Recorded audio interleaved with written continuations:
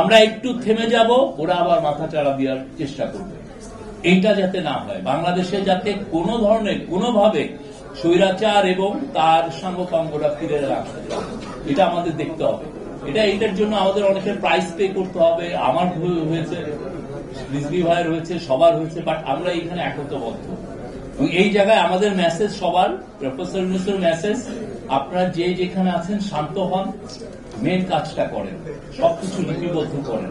প্রত্যেকটা দিনে এই পুরো 15.5 বছর যতদিন ছিলেন, সেই 9ই জানুয়ারি 2009 থেকে আপনার 5ই অগাস্ট পর্যন্ত প্রত্যেকটা দিনে কি আকাঙ্কুকাম করেছে এগুলো লিপিবদ্ধ করতে হবে।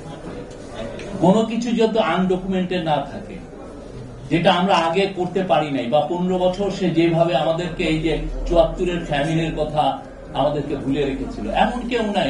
আমার ফ্যামিলি, আমি জানি, আমার বড় ভাই উনি আমেরিকার এখন একটা ইউনিভার্সিটির প্রফেসর, উনি দিনের পর দিন রাতে 2টা 2:30টায় যায় রেশন শপের সামনে দাঁড়ায় থাকতে হতো।